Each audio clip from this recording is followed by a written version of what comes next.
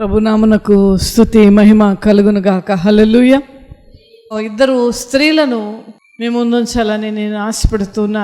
మనం ఎప్పుడూ కూడా బైబిల్ గ్రంథంలో ఉన్నటువంటి విషయాలను తెలుసుకొని దాని ప్రకారం మనం నడుచుకుంటే మనకు దీవెనలు వస్తాయి. హల్లెలూయా, హల్లెలూయా. దీవెనలు దేవుడు ఇవ్వడానికే ఎప్పుడు కూడా ఆశపడతాడు. మనమందరము దీవించబడాలని, మనమందరము ఆయన ఆశీర్వాదములలో మనం ఉండాలని దేవుడు ఎప్పుడు కోరుకునే దేవుడు. అయితే ఆ ఆశీర్వాదాలు ఎలా పొందుకోవాలి అనేటువంటి విషయాలు మనం ఎప్పుడు కూడా, ఇప్పుడే కదండి, మనం చనిపోయేంత వరకు కూడా ఆ ఆశీర్వాదాలు నేను ఎలా పొందుకోవాలి, దేవుని దీవెనలు నేను ఎలా పొందుకోవాలి, దేవుని యొక్క కాపుదల నాకు, నా కుటుంబానికి, నాకున్న సమస్తానికి ఎలా ఉంటుంది అనేటువంటి విషయం మనం ఎప్పుడు కూడా నిరంతరం కృషి చేయాలి. దాని విషయంలో నిరంతరం మనం బ్రతికినంతకాలం కృషి చేయాల్సిందే. దాని విషయంలో మనం జాగ్రత్తగా ఉంటే దేవుని యొక్క దీవెనలు మన యొక్క జీవితాల్లో మనం చూస్తాం. ప్రార్థన చేసుకుని దేవుని యొక్క సహాయాన్ని అడుగుదాం. దేవుడే మనతో మాట్లాడులాగన.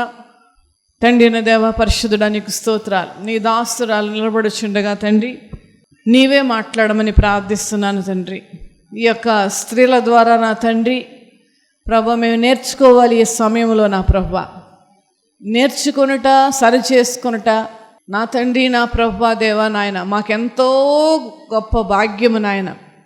మార్పే పరిష్కారము తండ్రి, మార్పు నా తండ్రి నాయన మంచిది నా తండ్రి. కనుక నా ప్రభా మార్పు అనేటువంటిది ముఖ్యముగా మా జీవితంలో మేము చూసుకున్నటకు నీ కృప మాకు దయచేయమని ప్రార్థిస్తున్నాను. ఈ వాక్య ధ్యానములో ప్రభా కంప్లీట్గా నీవే నాయన తండ్రి నడిపించుకొని నాతో బిడ్డలతో మీరు మాట్లాడమని యేసయ్య నామమున అడుగుచున్నాను తండ్రి. Amen, amen. నిర్గమకాండము 1వ అధ్యాయము 15వ వచనము నుంచి 22వ వచనం వరకు చదువమ్మా. మరియు ఐగుప్తు రాజు షిప్రా, పూయా అను హెబ్రీల మంత్రసానులతో మాట్లాడి, మీరు హెబ్రీ స్త్రీలకు మంత్రసాని పని చేయొచ్చు, వారిని కాన్పు పీటల మీద చూచినప్పుడు మగవాడైన ఎడల వాని చంపుడి, ఆడుదైన ఎడల దాని బ్రతుకనీయుడని వారితో చెప్పెను. అయితే ఆ మంత్రసానులు దేవునికి భయపడి ఐగుప్తు రాజు తమకు ఆజ్ఞాపించినట్లు చేయక మగపిల్లలను బ్రతుకనీయగా, ఐగుప్తు రాజు ఆ మంత్రసానులను పిలిపించి, మీరెందుకు మగపిల్లలను బ్రతకనిచ్చితిరి, ఈ పని ఎలా చేసితిరి అని అడిగెను. అందుకు ఆ మంత్రసానులు, హెబ్రీ స్త్రీలు ఐగుప్తు స్త్రీల వంటి వారు కారు, వారు చురుకైన వారు. మంత్రసాని వారి యొద్దకు వెళ్ళక మునిపే వారు ప్రసవించి ఇందురని ఫరోతో చెప్పిరి. దేవుడు ఆ మంత్రసానులకు మేలు చేసెను. ఆ జనము విస్తరించి మిక్కిలి ప్రబలెను. ఆ మంత్రసానులు దేవునికి భయపడినందున ఆయన వారికి వంశాభివృద్ధి కలుగచేసెను. అయితే ఫరో, హెబ్రీల్లో పుట్టిన ప్రతి కుమారుని నదిలో పారవేయుడి, ప్రతి కుమార్తెను బ్రతుకనీయుడి అని తన జనులందరికీ ఆజ్ఞాపించెను. మీకు ఇద్దరు స్త్రీలను మీ ముందుంచాలని ఆశపడుతున్నానని చెప్పాను కదా. ఆ ఇద్దరు స్త్రీల పేర్లు ఏంటంటే షిఫ్రా, పూయా. షిఫ్రా, పూయా అనేటువంటి ఇద్దరు మంత్రసానులు ఉన్నారు. మంత్రసానులు అంటే ఎవరంటే డెలివరీ చేసేటువంటి వారు. అయితే ఇక్కడ ఈ ఫరో రాజు ఒక ఆజ్ఞ ఇచ్చాడు. ఏమని ఆజ్ఞ ఇచ్చాడంటే, మనం పైన వచనాల్లో మనం గమనిస్తే వీళ్ళందరూ అంటే ఇజ్రాయేలీ ప్రజలందరూ కూడా ఎక్కువైపోతున్నారు.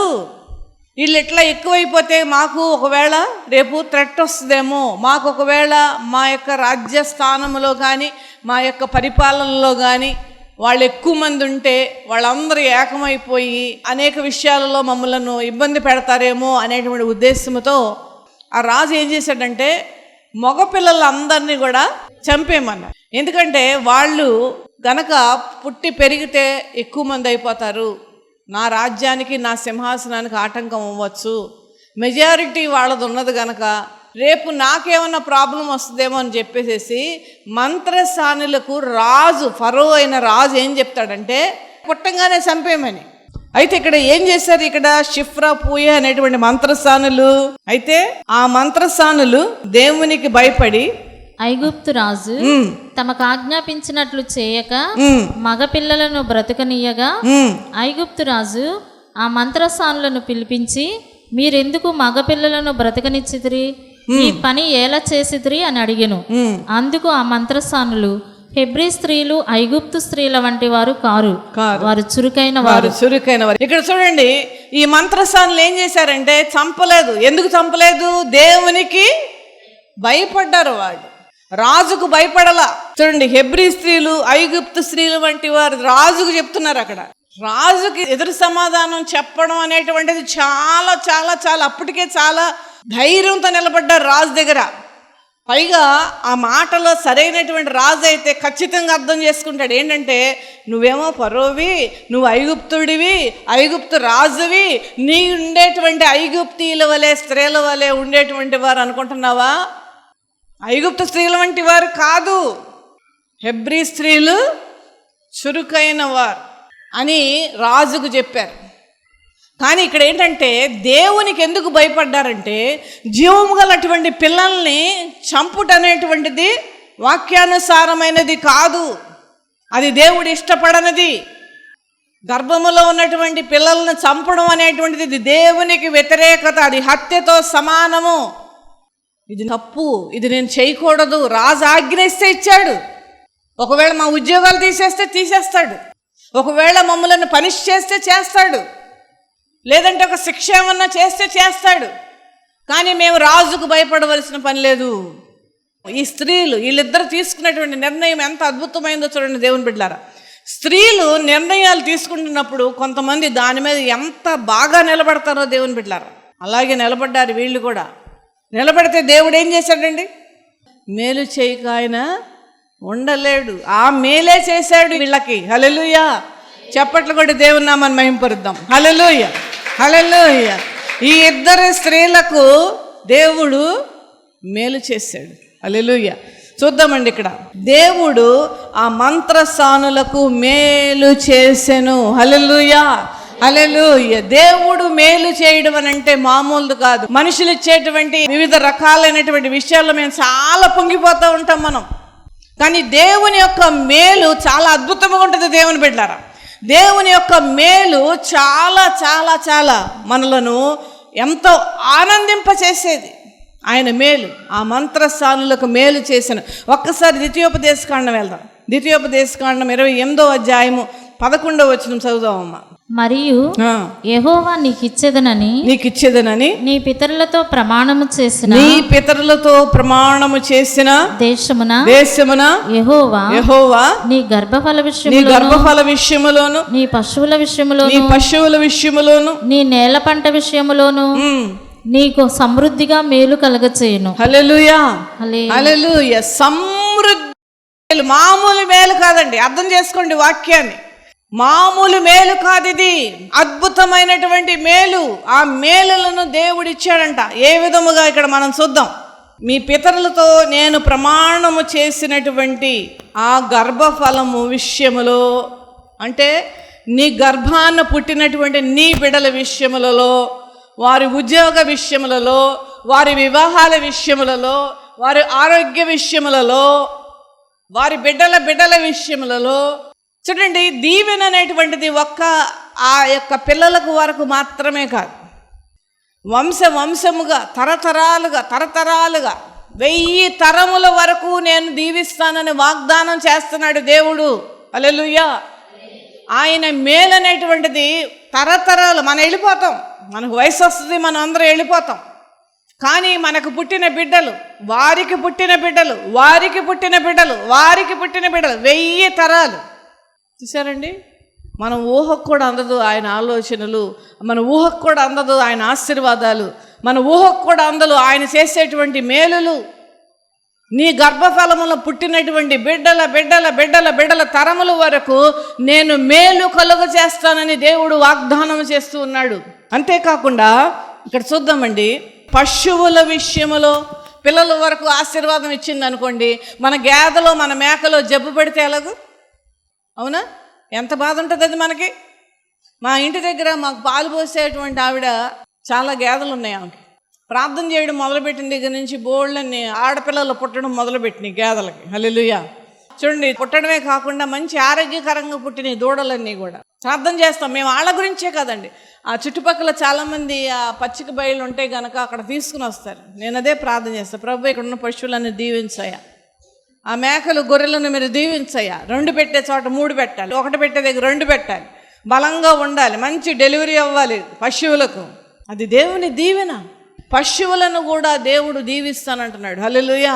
అలాగే ఏంటి, నీ గర్భఫలం విషయంలో దీవెన ఉంటుంది, నీ పశువుల విషయంలో, మరియు నీ నేల పంట విషయములోను నీకు సమృద్ధిగా మేలు కలుగును. హల్లెలూయా, హల్లెలూయా. నీ నేల పంట, నువ్వు ఏ నేలలో ఏం వేస్తున్నావో, ఏ పంటను వేస్తున్నావో దేవుడు వాగ్దానం అండి అది.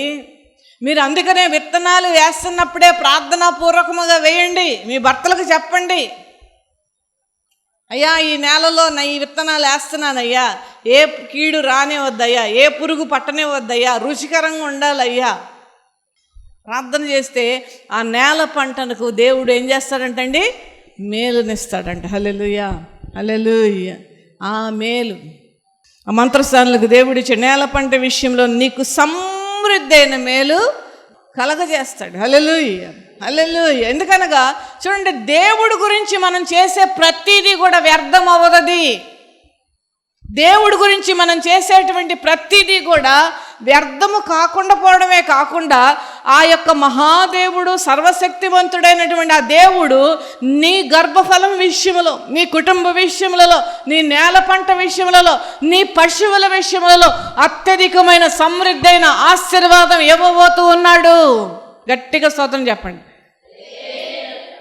ఆ విధముగా అంటే నీకు కలిగినటువంటి సమస్తాన్ని కూడా దేవుడు దీవెన ఇవ్వబోతూ ఉన్నాడు. ఎప్పుడు ఇస్తాడు దేవుడు? మనము దేవుని కొరకు చేస్తే. అదే ద్వితీయోపదేశకాండం 30వ అధ్యాయం 10వ వచనం. మరియు నీ దేవుడైన యెహోవా నీ చేతి పనులన్నిటి విషయంలోనూ, నీ గర్భఫల విషయంలోనూ, నీ పశువుల విషయంలోనూ, నీ భూమి పంట విషయంలోనూ నీకు మేలు కలుగునట్లు నిన్ను వర్ధిల్ల చేయును. ఈ ధర్మశాస్త్ర గ్రంథమందు వ్రాయబడిన ఆయన ఆజ్ఞలను కట్టడలను నీవు గైకొని నీ దేవుడైన యెహోవా మాట విని నీ పూర్ణ హృదయముతోనూ నీ పూర్ణ ఆత్మతోనూ నీ దేవుడైన యెహోవా వైపు మళ్ళునప్పుడు యెహోవా నీ పితరుల యందు ఆనందించినట్లు నీకు మేలు చేయుటకు నీ యందును ఆనందించి నీ వైపు మళ్ళును. నీ దేవుడైన యెహోవా నీ చేతి పనులన్నిటి విషయములోను, నీ గర్భఫలం విషయములోను, నీ పశువుల విషయములలోను, నీ భూమి పంట విషయంలో నీకు మేలు కలుగునట్లు నిన్ను వర్ధిల్లింప చెయ్యను. ప్రభునామన మహిమ కలుగును గాక. హల్లెలూయా. నిన్ను వర్ధిల్లింప చెయ్యను. నిన్ను వర్ధిల్ల చేస్తాడు దేవుడు. నీ యొక్క పంటను వర్ధిల్ల చేస్తాడు. నీకు అంతకుముందు తక్కువ పండుతుంటే వచ్చే సంవత్సరానికి ఇంకా ఎక్కువ పండుతుంది. వచ్చే సంవత్సరం ఇంకా నీకు ఆదాయం వస్తుంది. నీ నేల పంట విషయంలో, నీ యొక్క పశువుల విషయంలో ఆ దీవెన నువ్వు చూస్తావు. నువ్వు వేసినటువంటి విత్తనాలు దీవెనలు నువ్వు చూస్తావు. నీ నేల పంట విషయంలో నీ దీవెనలు నువ్వు చూస్తావు. అంతేకాకుండా చూడండి, నిన్ను వర్ధిల్లింప చేస్తాడండి. మేలు కలిగేటువంటి రీతిగా నిన్ను వర్ధిల్లింప చేస్తాడు. ఈ ధర్మశాస్త్ర గ్రంథమందు వ్రాయబడిన ఆయన ఆజ్ఞలను కట్టడములను నీవు గైకొని, అసలైన పాయింట్ వచ్చింది ఇక్కడ. దేవుడు దీవెనలు మన విషయములో కానీ, మన గర్భఫలం విషయములలో కానీ, మన బిడ్డల విషయములలో కానీ నేను మేలు చేస్తానంటున్నాడు. నీ పశువులకు నేను అభివృద్ధి చేస్తానంటున్నాడు. నీ పశువులలో ఉన్నటువంటి ఆదాయం నేను ఇంక్రీజ్ చేస్తానంటున్నాడు, దాన్ని హెచ్చిస్తానంటున్నాడు. అంతేకాదు, నీ నేల పంట విషయంలో ఒకవేళ నీకు పొలం లేకపోవచ్చు, కానీ నువ్వు ఇంట్లో వేసుకున్నటువంటి ఆ కూరగాయలే, లేదంటే నువ్వు ఎక్కడన్నా సాగు చేస్తున్నటువంటి ఆ కూరగాయల విషయంలో కూడా నీ నేల పంటను కూడా నేను దీవిస్తానంటున్నాడు. ఎప్పుడు? నీ ఆజ్ఞలను నేను గైకొన్నప్పుడు. అవి పక్కన పెట్టేస్తాం. అవి ఎక్కర్లో మనకి. ఆజ్ఞలు మీరుతున్నామా? ఆజ్ఞలను అనుసరిస్తున్నామా? దేవుడు చెప్పిన మాటలను, దేవుడు చెప్పిన ఆజ్ఞలను మనం అనుకరిస్తున్నామా, పక్కన పెడుతున్నామా? ఇక్కడ చూడండి, అదే అని చెప్తున్నాడు. నీవు నా ఆజ్ఞలను కట్టడములు నీవు గైకొని నీ దేవుడైన యెహోవా మాట నీవు వినాలి. అది ప్రిన్సిపల్ అక్కడ. మరి ఈ దేవుడు మాటలను పక్కన పెట్టేసి దేవుడిచ్చిన ఆజ్ఞలను మనం అస్సలు దాని సంగతే జోలికి వెళ్లకుండా, దేవా నన్ను ఆశీర్వదించేసేయి, నా నేల పంటను ఆశీర్వదించేసేయి, నా పశువులను ఆశీర్వదించేసేయి, నా బిడ్డకు మంచి భర్త రావాలి, ఆస్తిమంతుడు రావాలి, 4 ఎకరాల పొలం ఉన్నా ఖచ్చితంగా ఉండాలి, గవర్నమెంట్ ఉద్యోగస్తుడై ఉండాలి. ఈ కోరికలు కోరుకోవడం తప్పు కాదు, కోరుకోవచ్చు, ఇస్తాడు దేవుడు. కానీ అక్కడ ఏం చేయమంటున్నాడు దేవుడు? నా మాట వినండి అంటున్నాడు. ఏమంటున్నాడండి? నా మాట వినాలి, నా ఆజ్ఞలను గైకొనాలి. ఆజ్ఞలను గైకొనడం అంటే ఏంటి? దాన్ని విని దాని ప్రకారం నడుచుకున్నట్టే గైకొనుట. ఇక్కడ షిఫ్రా పూఫాలు చేశారా లేదండి? రాజుకు భయపడ్డారా, దేవునికి భయపడ్డారా? ఎందుకు మేలు చేశాడు వాళ్ళకి దేవుడు? ఎందుకు వాళ్ళని ఆశీర్వదించాడు? మా ప్రాణం పోయినా పర్వాలేదని అనుకున్నారు వాళ్ళు. ఎందుకనగా హెబ్రీ జనాంగము దేవుని స్వాస్థ్యమైనటువంటి ప్రజలు, హెబ్రీ జనాంగము దేవుని యొక్క బిడ్డలు. మనం అందరము కూడా హెబ్రీ స్త్రీలమే. హల్లెలూయా, హల్లెలూయా. మనం అందరం కూడా హెబ్రీ స్త్రీలమే. హెబ్రీ స్త్రీలు ఎలాంటి వాళ్ళు అంటండి? చురుకైన వారు. దేవుని బిడ్డలారా, దేవుడిచ్చిన వాగ్దానాలను నెరవేర్చే దేవుడు ఆయన. నీకంటే ఎక్కువగా ఆయన నీ గురించి ఆలోచించి, నేను ఈ బిడ్డ కొరకు ఏర్పాటు చేసిన ఆశీర్వాదాలు, ఆ మేలులు, ఆ దీవెనలు నేను ఎప్పుడు ఇవ్వాలి ఈ బిడ్డలకని ఎదురు చూస్తాడు దేవుడు. నరుల ఎదుట నిన్ను ఆశ్రయించిన వారికి నువ్వు దాచిపెట్టిన మేలు ఎంతో గొప్పది. కీర్తన గ్రంథం 34వ అధ్యాయంలో సెలవిచ్చినటువంటి మాట, నరుల ఎదుట నిన్ను ఆశ్రయించిన వారికి నువ్వు దాచిపెట్టిన మేలు ఎంతో గొప్పదంట. నీ వల్ల కాదు ఆ యొక్క ఆశీర్వాదాలు నువ్వు లెక్క పెట్టుకోవాలంటే. అంత దీవెనలు ఇస్తాడు ఆయన. ఎప్పుడు? ఆయన ఆజ్ఞలను గైకొనాలి, ఆయన ఆజ్ఞలు ఏంటో తెలుసుకోవాలి, దాని ప్రకారం నడుచుకోవాలి. మేలులు ఆ విధముగా దేవుడు చేస్తాడు. మొట్టమొదటగా మనం ఏం చూసాం ఇక్కడ? హెబ్రీ స్త్రీలను ఆ విధముగా మరి రక్షించినటువంటి వారికి దేవుడు ఏమిచ్చాడంటే మేలును దయచేశాడు. హల్లెలూయా. మేలేంటో నేను వివరంగా మీకు చెప్పాను, వాక్యాల ప్రకారం నేను మీకు చూపించాను. మేలు దయచేస్తాడు. ఇంకోటి ఏం చేస్తానంటున్నాడు ఇక్కడ చూద్దామండి వాక్యాన్ని. మళ్ళీ నిర్గమకాండానికి వెళ్దాం. 1వ అధ్యాయం 21వ వచనం చూడమ్మా. ఆ మంత్రసానులు దేవునికి భయపడినందున ఆయన వారికి వంశాభివృద్ధి కలుగచేసెను. హల్లెలూయా. ఆ మంత్రసానులు దేవునికి భయపడినందున ఆయన వారికి సంతాన అభివృద్ధి చేసెను. సంతాన అభివృద్ధి అంటే ఏంటి? బిడ్డలు పుట్టడం ఒకటే కాదు, బిడ్డలకు పుట్టడం కాదు. సంతాన అభివృద్ధి అంటే నీకు పుట్టినటువంటి నీ కుమారుడవని వాళ్ళు అభివృద్ధి పరచబడటం, వాళ్ళు బాగా ఎదగడం. నీకు పుట్టిన బిడ్డల విషయంలో దేవుడు ఎంతగా నేను దీవించాడు. పుట్టినప్పుడు మరి కాళ్ళు లేనటువంటి వారు పుట్టినటువంటి వారు ఉన్నారు, చేతులు లేనటువంటి వారు పుట్టినటువంటి వారు ఉన్నారు, తర్వాత ఆ బ్రెయిన్లో సరిగ్గా ఆ పని చేయనటువంటి వారు పుట్టినటువంటి వారు ఉన్నారు. ఒక బాబు మ్యారేజ్ చేసుకున్నాడు ఆ మధ్య, ప్రెగ్నెన్సీ వచ్చింది ఆమెకి, పాప పుట్టింది. చక్కగా ముద్దుగా ఉంది పాప, బొద్దుగా చక్కగా ముద్దుగా. బాగుండట్లేదు అని 6 నెలలు అయ్యేటప్పటికెళ్ళా మరీ బాగాలే. ఎప్పుడైతే హాస్పిటల్ తీసుకెళ్తే ఏమన్నా తెలుసా, 3 హోల్స్ ఉన్నాయి అన్నారు గుండెలో. ప్రార్థన చేయండి మేడం అని నాకు మెసేజ్ పెట్టాడు. ప్రార్థన చేశాను నేను. దేవుని కృపను బట్టి ఒక ఆపరేషన్ అయింది, బాగానే ఉంది, కొద్దిగా సర్దుకుంది. నేను ఎందుకు చెప్తానంటే ఈ వివరణ, దేవుని బిడ్డలారా, ఈ రీతిగా పుట్టేటువంటి వారు కోకొల్లలు ఉన్నారు ఈ భూప్రపంచంలో. నీ సంతానాన్ని సరిగ్గా కాళ్ళు చేతులు కళ్ళు బాగా ఉన్నటువంటి నీ యొక్క బిడ్డలను దేవుడు ఇవ్వడం ఆశీర్వాదం కాదా? ఆశీర్వాదమే. మనం రియలైజ్ అవ్వాలి దేవుని బిడ్డలారా, దేవుని యొక్క ఆశీర్వాదాలు ఎలా ఉంటాయి అనేటువంటిది మనం అర్థం చేసుకోవాలి. మన బిడ్డలను దేవుడు మంచిగా పుట్టించాడా లేదా? మన బిడ్డలుగా దేవుడు మంచిగా పుట్టించాడా లేదా? సంతానాన్ని అభివృద్ధి చేశాడా లేదా? పిల్లలు లేనటువంటి వారు ఎంతమంది ఉన్నారు? సంతాన అభివృద్ధి అనగానే దానిలో ఉన్న వివరణ మీరు గమనించండి, దానిలో ఉన్నటువంటి దేవుని ఆశీర్వాదం గమనించండి దేవుని బిడ్డలారా. సంతాన అభివృద్ధి అంటే ఆ సంతానముగా నీకు వచ్చినటువంటి నీ కుమారుడవని, నీ కుమార్తె అవనని వారిని నేను అభివృద్ధి చేస్తాను. వారిని దీవిస్తాను, వాళ్ళకి మంచి ఉద్యోగం వచ్చేటట్లుగా చేస్తాను, బాగా చదువుకోవాలనేటువంటి జ్ఞానం వారికి ఇస్తాను. నా యొక్క ఉద్దేశం అదే. నీ బిడ్డలేడలా సంతాన అభివృద్ధి చేస్తాడంట దేవుడు. హల్లెలూయా, హల్లెలూయా. అదే విధముగా ద్వితీయోపదేశకాండం 6వ అధ్యాయం 3వ వచనం చూద్దాం ఒకసారి. కాబట్టి ఇశ్రాయేలు, నీ పితరుల దేవుడైన యెహోవా నీతో చెప్పిన ప్రకారము పాలు తేనెలు ప్రవహించు దేశంలో మేలు కలిగి అంట బహుగా అభివృద్ధి నొందినట్లు నీవు వాటిని విని అనుసరించి నడుచుకొనవలెను. వేటిని వినాలి? దేవుని వాక్యాన్ని వినాలి, దాని ప్రకారం నడుచుకోవాలి. మళ్ళా స్పష్టంగా ఇక్కడ రాయబడి అన్నమాట.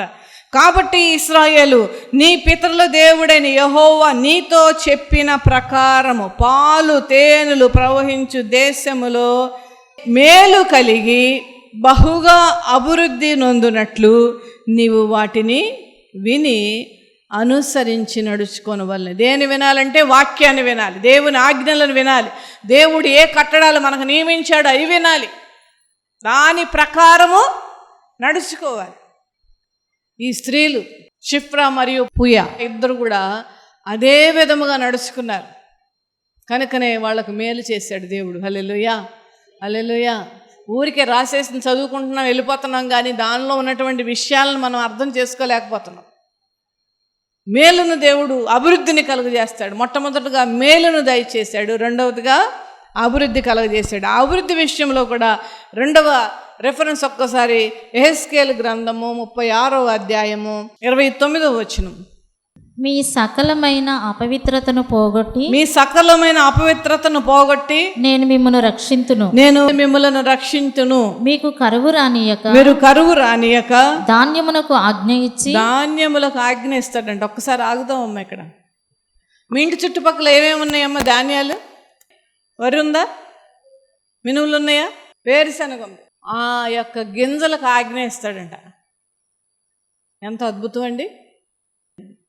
ఆ గింజలకు దేవుడు ఆజ్ఞ ఇస్తాడంట. నువ్వు తప్ప పట్టకూడదు, పుచ్చు పట్టకూడదు, బాగా రావాలి. నా కూతురు నా కుమార్తె వేసింది, నా కుమారుడు వేశాడు, నీకు బాగా రావాలి, మంచి బలమైనటువంటి వేరుశనగలు అయితే మంచి రేటుకి వెళ్ళాలి, కనుక నువ్వు బాగా పండాలి అని ఆజ్ఞయిస్తాడంట దేవుడు. నేను చెప్పడం కాదు, వాక్యం చెప్తుంది ఇక్కడ. నీ గింజలకు ఆజ్ఞ ఇస్తానంటున్నాడు దేవుడు. మళ్ళా చదువమ్మా మాట ఒక్క ముక్క. ధాన్యమునకు ఆజ్ఞ ఇచ్చి అభివృద్ధి పరుతును. ధాన్యమునకు ఆజ్ఞ ఇచ్చి దానిని నేను అభివృద్ధి పరుస్తాను. నువ్వు అనుకుంటున్నావు నేను వేసాను గింజలు, నేను ట్రాక్టర్ని పిలిపించాను, నేను కూలి వాళ్ళని పెట్టి చేయించాను, నా స్థలం ఎంతైనా అవి బాగా పండాలంటే దేవుని కృప ఉండాలి. హల్లెలూయా, హల్లెలూయా. దేవుని కృప ఉండాలా లేదా? లేదంటే ఏమైపోతుంది? ఆ పంట అంతా నాశనం అయిపోద్ది, ఆ పంట అంతా చేతికి రాకుండా పోద్ది, ఆ పంట అంతా నీళ్ళల్లో నానిపోద్ది. దేవుడు ఆ యొక్క గింజలకు ఆజ్ఞ ఇచ్చి బాగా పండేటట్లుగా చేస్తాడు. హల్లెలూయా, హల్లెలూయా. అదే చెప్తూ ఉన్నాడు దేవుడు. మీ సకలమైన అపవిత్రతను పోగొట్టి నేను మిమ్మల్ని రక్షింతును. మీకు కరువు రానియక ధాన్యములకు ఆజ్ఞ ఇచ్చి అభివృద్ధి పరుతును. అన్యజనుల్లో కరువును గూర్చిన నింద మీరిక నిందునట్లు చెట్ల ఫలములను భూమి పంటను నేను విస్తరింపచేసేదను. హల్లెలూయా. నీ చెట్లు, నువ్వు వేసుకునే తోటకూర, నువ్వు వేసుకునే పెరుగుకూర, నువ్వు వేసుకునేటువంటి చుక్కకూర, మెంతికూర, కొత్తిమీర, అటన్నిటిని ఆశీర్వదిస్తాడంట దేవుడు. హల్లెలూయా, హల్లెలూయా. ఎంత గొప్ప దేవుడండి, ఎంత గొప్ప దేవుడండి మన దేవుడు. దీవిస్తానంటున్నాడు. ఎన్ని వాగ్దానాలు ఇచ్చాడు. మొదటిదేంటి? దేవుడు మేలు దయచేసే దేవుడు. రెండవదేంటి? అభివృద్ధి పరిచే దేవుడు. మేలు చెయ్యక నీవు ఉండలేవయ్యా, ఆరాధించక నేను ఉండలేనయ్యా. మేలు చెయ్యక నీవు ఉండలేవయ్యా, ఆరాధించక నేను ఉండలేనయ్యా. యేసయ్యా, యేసయ్యా, యేసయ్యా,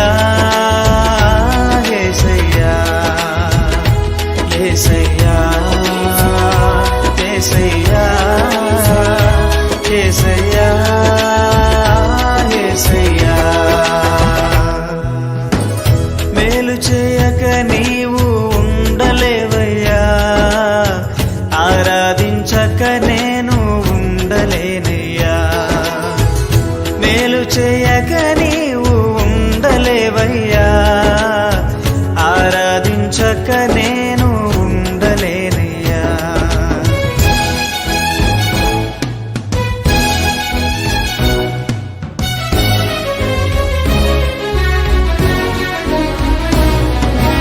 ఆరాధించే వేళలందు నీదు హస్తములు తాకాయి నన్ను, పశ్చాత్తాపము కలిగే నాలో, నేను పాపినని గ్రహించగానే. ఆరాధించే వేళలందు నీదు హస్తములు తాకాయి నన్ను, పశ్చాత్తాపము కలిగే నాలో, నేను పాపినని గ్రహించగానే. నీ మేళ్లకు అలవాటయ్యి నీ పాదముల్ వదలకుంటిన్, నీ మేళ్లకు అలవాటయ్యి నీ పాదముల్ వదలకుంటిన్. నీకిష్టమైన దారి కనుగొంటిన్ నీతో చేరి. యేసయ్యా యేసయ్యా యేసయ్యా యేసయ్యా యేసయ్యా యేసయ్యా యేసయ్యా యేసయ్యా. మేలు చేయక నీవు ఉండలేవయ్యా, ఆరాధించక నేను ఉండలేనయ్యా. మేలు చేయక నీవు ఉండలేవయ్యా, ఆరాధించక నేను ఉండలేనయ్యా. పాపములు చేశాను నేను, నీ ముందర నా తల ఎత్తలేను. క్షమించగలిగే నీ మనసు ఓదార్చింది నా ఆరాధనలో.